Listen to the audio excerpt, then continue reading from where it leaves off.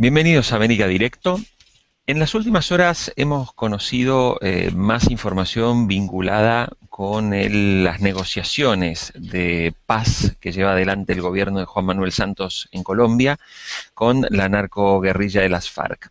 Sin embargo, uno ve que en medio de este proceso las hostilidades continúan, el ejército colombiano sigue atacando los campamentos y bases de las FARC, pero las FARC también continúan con sus políticas de ataques y atentados. En las últimas horas nomás hemos conocido que se han decomisado 2 toneladas de explosivos en poder de las FARC que estaban previendo ser utilizados para cometer atentados en los próximos días.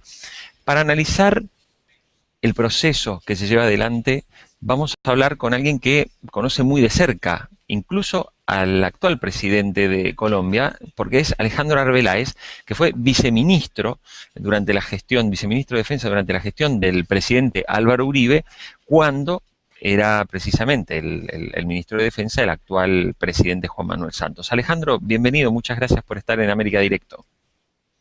Jorge, a ti, a todos quienes nos siguen a través de las tecnologías de la información, un saludo muy especial y estamos aquí para compartir diferentes visiones sobre lo que es este proceso de paz, donde, valga decir, primero en Colombia todos queremos la paz, las diferencias surgen sobre el camino que se debe seguir para alcanzar esa paz.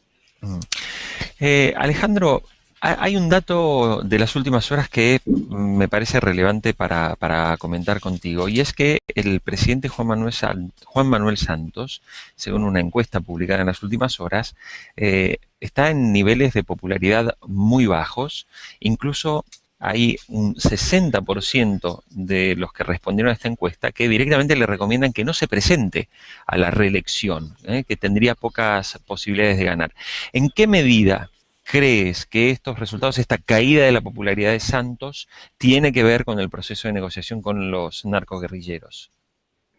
Yo diría que el proceso de negociación suma, pero no solamente esa caída de popularidad del presidente Santos, donde el 60% de los colombianos que contestan esa encuesta dicen que no se debe lanzar a la reelección, y en caso de que se lanzara, el 87.7% de quienes contestaron la encuesta dicen que no votarían por él. Esto se debe básicamente a que el entonces candidato Santos pregonó unas tesis que eran las tesis del uribismo, las tesis que habían sido exitosas para Colombia durante 8 años de gobierno. Recordemos que Uribe salió de la presidencia con un promedio de popularidad durante sus 8 años del 74%. Entonces, en su momento, el candidato Juan Manuel Santos se presentó como el gran continuador de esas ideas. Lo cierto es que utilizó toda esa plataforma política del uribismo para hacerse elegir, pero una vez llegó al gobierno cambió por completo las tesis, no solamente frente al tema de las FARC, sino también en aspectos sociales, en aspectos económicos, etcétera, etcétera. El tema de las FARC afecta, por supuesto, en la medida que se está negociando con un grupo terrorista, no con una insurgencia organizada políticamente que combata una dictadura, por ejemplo, sino con un grupo terrorista, con el principal cártel narcotraficante del mundo, todo ello en un contexto de democracia. Cada negociación que se adelanta con las FARC es desconocer la democracia en Colombia. Alejandro, ¿cuál debería ser entonces el camino? Porque aparentemente, si uno mira incluso lo que está pasando en España, esta está prácticamente desintegrada, ¿no? O sea, ya esta organización tiene muy poco poder de fuego, las autoridades siguen atacando. Si el camino no es la negociación para la desmovilización, ¿cuál es el mejor camino para terminar con este problema que ya tiene más de 50 años? Primero, Jorge, yo creo que la respuesta habría que enmarcarla dentro de lo que es Colombia. Colombia es un Estado social de derecho, es una democracia de 47 millones de habitantes, son los ciudadanos con su voto los que definen cuáles son las reglas de juego dentro de esa sociedad, y por tanto no se puede poner sobre la mesa de negociación la estructura del Estado. No se puede negociar la estructura del Estado con un grupo que apela a métodos terroristas, con un grupo que hoy por hoy, insisto, es el principal cartel narcotraficante del mundo. Por supuesto, la guerrilla de las FARC, que lleva 48 años, fue fundada en el año 64, ha maltratado al pueblo y a la democracia colombiana durante todo este tiempo y ha migrado lentamente de una ideología política y digamos que hoy está más cerca del capitalismo que de las tesis de Marx, al ser el principal cartel narcotraficante del mundo. Obviamente es un agente perturbador de la paz en Colombia, y en la medida en que la guerrilla de las FARC no exista, pues las circunstancias de paz en Colombia mejorarán. No todos los problemas de violencia se deben a las FARC, por supuesto, pero las FARC es responsable en gran medida de esa distorsión, de ese clima de convivencia que deberíamos tener todos los colombianos. ¿Qué se puede negociar? Lo primero es definir ciertas reglas de juego. Mientras se apele a métodos terroristas, usted no tiene nada que negociar. Negociar es acercarse a la razón del otro. Y como el terrorismo no tiene la razón, usted con el terrorismo no puede negociar. Entonces, primero, que las FARC dejen de apelar a métodos terroristas para su proyecto político o económico o el que tengan. Obviamente, uno se puede sentar a hablar con estas personas, a negociar una desmovilización, pero bajo ciertas circunstancias. Dos inamovibles, que incluso los planteaba el presidente Santos en su momento cuando estaba en campaña por la presidencia, y era que una negociación con las FARC no debía contener impunidad y no debía contener elegibilidad política. Es decir, la democracia colombiana, y los ciudadanos lo han demostrado, tiene toda la disposición para permitirle a los perturbadores del orden, a los generadores de violencia, reincorporarse a la sociedad, pero para ello tienen que cumplir con dos condiciones. Primero, entregar las armas, y segundo, no ser reincidentes en la violencia. Para entregar las armas y reinsertarse entonces a la sociedad, tienen que estar dispuestos a abandonar la violencia. Y aquí hay una buena pregunta, y es, ¿cuánta justicia se debe sacrificar en nombre de la paz y cuánta paz en nombre de la justicia? Uno no puede pretender llegar a un proceso de paz con unas reglas duras de justicia, pero tampoco uno puede llegar a un proceso de paz dando todas las concesiones y generando una impunidad absoluta, porque es un mensaje nefasto para las generaciones futuras o para aquellos que están inconformes dentro de la democracia y que no son capaces con sus tesis de liderar procesos políticos, entonces simplemente apelan a la violencia. Entonces lo primero es que no haya impunidad. Podrán reducirse las penas. Es necesario que se reduzcan las penas, pero no que se llegue a una impunidad total. Y viene el tema de la elegibilidad política. Es decir, ¿por qué a un grupo que se ha impuesto a la sociedad colombiana a través de la violencia se le van a crear unas reglas de juego más favorables que las que tienen que cursar o que tienen que cumplir los demás colombianos para poder hacer política? Y tenemos un problema adicional. Hoy por hoy, bajo el Estatuto de Roma, que comenzó a regir el 1 de julio del año 2002, se llama la Corte Penal Internacional, que se deriva del Estatuto de Roma, hay ciertos delitos que no son amnistiables: genocidio, crímenes de guerra, lesa humanidad. Toda la cúpula de las FARC está procesada por estos delitos, sobre todo por crímenes de guerra y lesa humanidad. En la medida que se llegue a un proceso de negociación con ellos y se genere impunidad, se estaría desconociendo el Estatuto de Roma, y Colombia es signatario y ha ratificado el Estatuto de Roma. Por tanto, si se da un proceso de negociación que genere impunidad, automáticamente la Corte Penal Internacional tendría que entrar como justicia subsidiaria a intervenir en Colombia. Entonces, un proceso de paz de esta naturaleza tiene muchísimas complicaciones, tiene unos problemas de fondo desde el punto de vista jurídico y desde el punto de vista filosófico entre la democracia, que es negociar con el terrorismo, y tiene una inviabilidad desde el punto de vista práctico, porque cualquier acuerdo que se llegue sobre la mesa de negociación entre gobierno y FARC puede ser desconocido por la Corte Penal Internacional. Alejandro, hay algo que sí llama la atención en el caso de las FARC, que es su estilo cinematográfico de negociar. Con esto quiero decir, si uno mira los procesos de discusión, de debate en España sobre el fin de la ETA y sobre otros países donde también se ha trabajado en el fin de los conflictos armados, las FARC dan conferencias de prensa, sus líderes se mueven en motos Harley Davidson, dan comunicados de prensa rodeados de cámaras como si fueran astros del fútbol.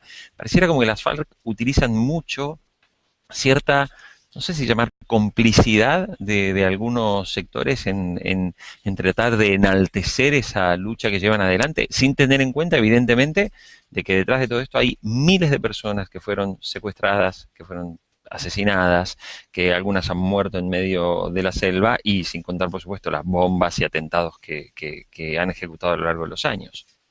Yo creo, Jorge, que para esto habría que poner primero en contexto a quienes nos siguen a través de esta videoconferencia.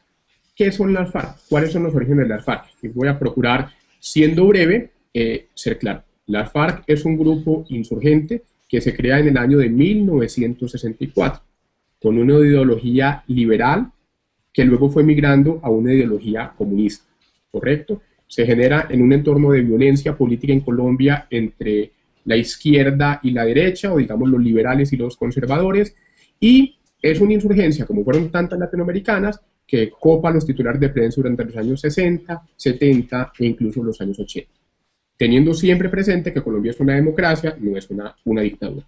Bueno, a partir de los años 80 la FARC se involucra en el narcotráfico para financiar su lucha política, su revolución política a través de las armas.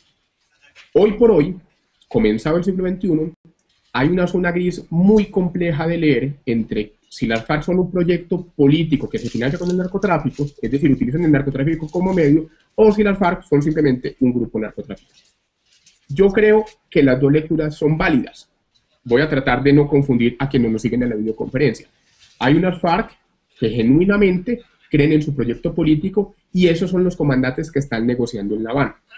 Se financian a través del narcotráfico, pero tienen un proyecto político.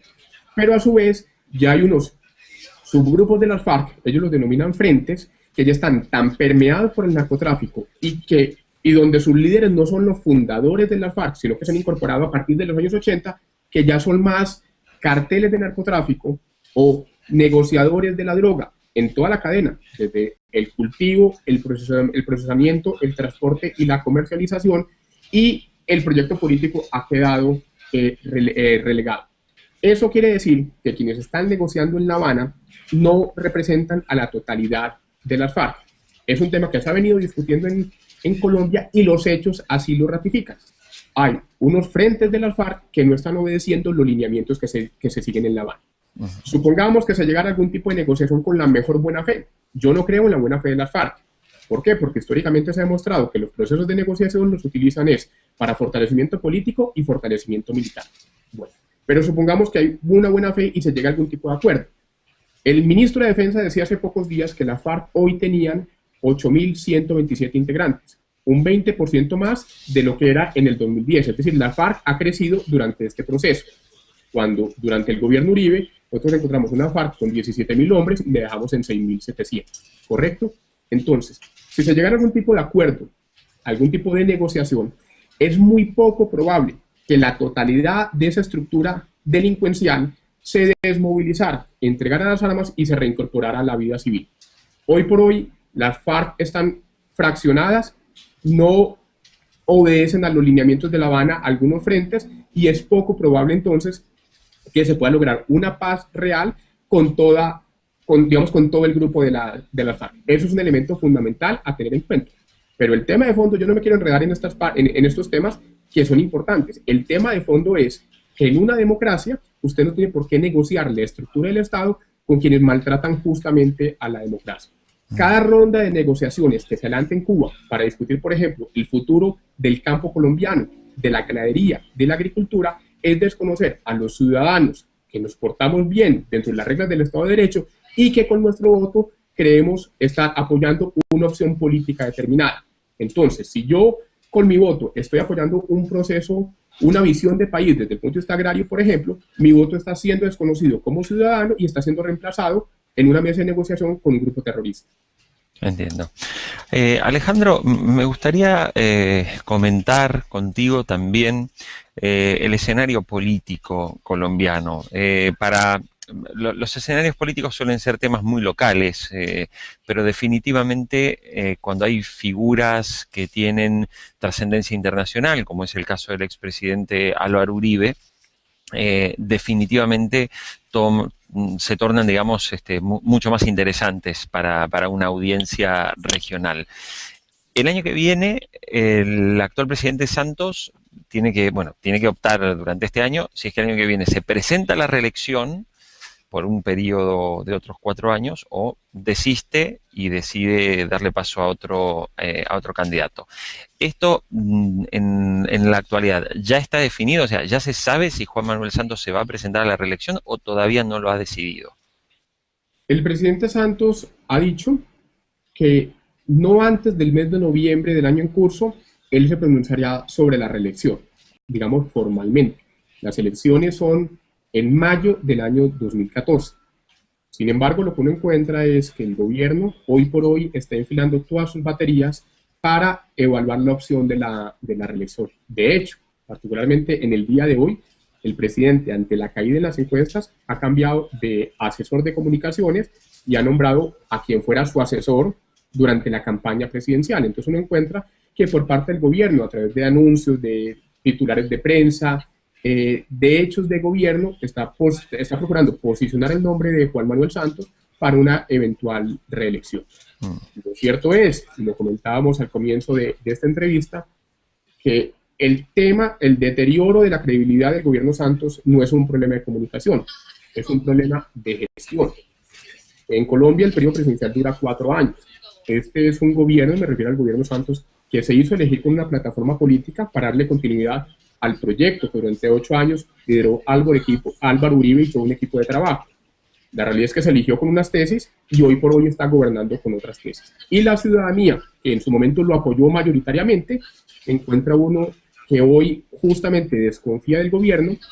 Lo dicen las encuestas, el hecho de que el 60% de los ciudadanos digan que no quieren que Juan Manuel Santos se lance a la reelección y que el 87% diga que si se lanza a la reelección no votaría por él, demuestra por supuesto una falta de confianza en el actual gobierno. El hecho es que hasta noviembre no se sabrá si el presidente Santos va o no va.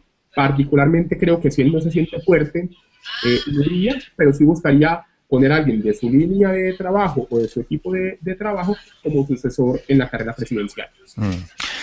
Y Alejandro, bueno, el expresidente Uribe, vamos a recordarlo, o sea, la Constitución de Colombia, corrígeme si me estoy equivocando, impide que quien haya sido, es como la de Estados Unidos, impide que quien haya sido presidente vuelva a presentarse. Creo que esto es así, o sea, un presidente puede ser elegido 2 veces, puede ser reelegido una vez, o sea, cumplir 2 periodos presidenciales y ya luego no puede volver a presentarse como candidato presidencial. Muy bien. ¿Cuáles son los pasos que analiza? Porque es evidente que el expresidente Uribe mantiene un alto nivel de popularidad, o sea, mucha gente en Colombia habla y recuerda el trabajo de su gestión y muchas veces, obviamente, la comparación del actual presidente con el expresidente surge naturalmente, con la gestión Uribe tal cosa, con la gestión Santos tal cosa. ¿Qué quiere hacer el expresidente? A ver, analizar esos temas es complejo porque justamente Álvaro Uribe es una excepción en la política colombiana. Es decir, si lo comparamos con el actual gobierno, digamos que hay gobierno Santos, pero no hay santismo. Yo quisiera saber qué va a ser del liderazgo del presidente Santos cuando él no ocupe la presidencia, cuántos votos tendrá. Cosa contraria al presidente Uribe y cosa contraria a los expresidentes. Hoy por hoy, Álvaro Uribe sigue teniendo unos niveles de popularidad inmensamente altos. Él formalmente ha dicho que es oposición al gobierno, porque quienes seguíamos las líneas uribistas y ayudamos a elegir al gobierno Santos con nuestro voto, hoy nos sentimos defraudados, nos sentimos traicionados por un lado porque se nos permitieron unas tesis de gobierno y se está gobernando con otras tesis de gobierno, y nos sentimos decepcionados porque además ese cambio de rumbo no ha generado buenos resultados para el país. Hoy hay una desaceleración económica, lamentablemente, y hoy los inmensos avances en seguridad que se han logrado durante el gobierno Uribe se han venido perdiendo. Entonces estamos volviendo a la Colombia de otras épocas. Esperamos que eso se pueda corregir. ¿Qué quiere el uribismo? Digamos, las personas que creemos en la figura del expresidente Álvaro Uribe y sobre todo que queremos y que creemos en sus ideas. Que él siga teniendo un liderazgo formal en la política colombiana, no solamente como orientador de unas tesis políticas, sino que él mismo vaya al Congreso de la República. Colombia tiene un Congreso bicameral, que él vaya al Senado de la República, que él encabece una lista del Senado de la República y que llegue con unas fuerzas mayoritarias que le permitan, por un lado, poner a marchar al Congreso. El Congreso es una de las instituciones más desprestigiadas dentro de las instituciones colombianas, entonces poner a marchar el Congreso, ponerlo a trabajar, trabajar y trabajar, como fue una de las frases típicas durante el gobierno Uribe en el Ejecutivo, y no solamente ponerlo a trabajar, sino desde el Congreso y con el liderazgo del uribismo, hacer las grandes reformas que el país necesita. Por ejemplo, en cuanto a ineficacia de la justicia. Hoy por hoy tenemos unos grandes problemas en la justicia, no solamente es que tengamos una justicia que es incapaz, sino que tenemos una justicia que se está lamentablemente politizando. Bueno, y por el otro lado, tratando de concretar esa opción congresional del presidente Uribe encabezando una lista para el Senado, complementar eso con un candidato de las tesis uribistas para la presidencia de la República. Es un proyecto difícil, por supuesto, pero es un proyecto que ya se ha comenzado a madurar bajo el liderazgo del expresidente Uribe. Él ha dicho, somos oposición al gobierno porque nos sentimos defraudados y nos sentimos traicionados. Tenemos que construir una alternativa política que nos permita retomar el rumbo de la seguridad democrática, de la cohesión social, de la confianza inversionista, y tenemos que buscar cómo llegamos con unas fuerzas mayoritarias al Congreso. El presidente Uribe también ha dicho, no está seguro si él va o no va al Senado, pero lo que sí es cierto es que él estará en la lucha política. Y particularmente, no que sea mi sentir, que por supuesto lo es, sino que mi pálpito me dice que el presidente está bastante más cerca del sí que del no en cuanto a encabezar una lista al Senado de la República. Por supuesto, esa incursión en Colombia de un expresidente encabezando una lista al Senado es una novedad política, es una cosa completamente atípica, y eso descuadra cualquier ajedrez político. Correcto. Es decir, que entonces el expresidente Álvaro Uribe obviamente no puede ser por la Constitución, no puede volver a ser candidato presidencial, pero sí no tiene ningún impedimento para ocupar un cargo electivo, ya sea en el Senado o en la Cámara de Diputados. Es decir, que si hoy se define, él lideraría esa lista representando a su nuevo partido, porque él dejó el partido finalmente de la U, el que había de alguna manera fundado con los ideales sobre todo de la seguridad democrática, y entonces él el año que viene sería el candidato del Senado, que compite naturalmente con todos los demás partidos tradicionales. Correcto. En definitiva, y para redondear esta idea y pasar a otros temas, y así lo considera Jorge, el uribismo ha sido un proyecto político que ocupó la presidencia durante 8 años con unos altísimos niveles de popularidad. Insisto, el promedio histórico de esos 8 años de gobierno fue un 74% de imagen favorable del presidente Uribe, con picos del 92%, y el momento en que más bajo estuvo en las encuestas fue en el 67%. Eso lo encarnaba Uribe y todo un equipo de trabajo. Eso fue lo que se procuró legar al presidente Santos. Y eso es lo que ha cambiado el presidente Santos. Por eso, entre los votantes del presidente Santos, quienes apoyamos su candidatura presidencial, esperando que diera continuidad a estas tesis, nos sentimos traicionados y nos sentimos defraudados, y hoy el presidente Uribe a la cabeza está liderando un nuevo proyecto político de oposición al gobierno en cuanto a que cambió las tesis, está encabezando un nuevo proyecto político para retomar el rumbo y recobrar la confianza en Colombia, y ese movimiento político se traduce en una opción presidencial con un candidato de línea uribista, que podría ser bien su exministro de Hacienda, Oscar Iván Zuluaga, bien su expresidente Francisco Santos, bien su exembajador Carlos Holmes Trujillo, bien el senador Juan Carlos Vélez. Estoy dando una baraja de opciones.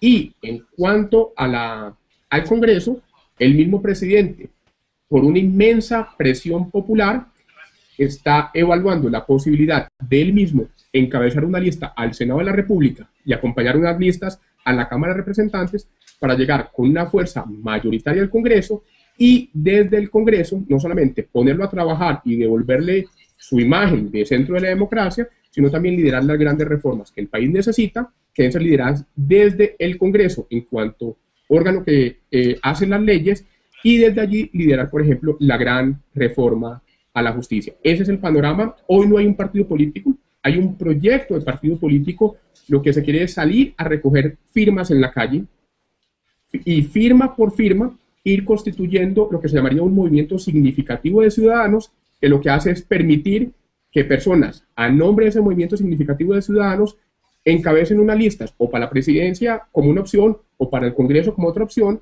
y vayan a una elección. Superado un umbral electoral, ese movimiento significativo de ciudadanos que hoy se plantea como denominarlo centro democrático, se convertiría en un partido político una vez supere el umbral y sería el genuino partido político uribista, el centro democrático.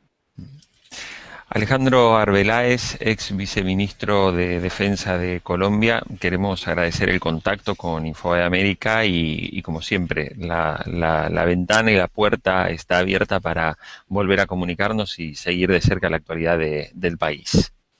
Pues Jorge, a ti, a todos que nos siguen a través de esta videoconferencia, muchísimas gracias. Lo valioso de estos espacios, más allá de la inmensa audiencia que tienen, es que nos permite discutir problemas de país sin necesidad de empuñar los fusiles. Esas son las reglas de juego de la democracia, ese es el gran valor de la libertad de expresión.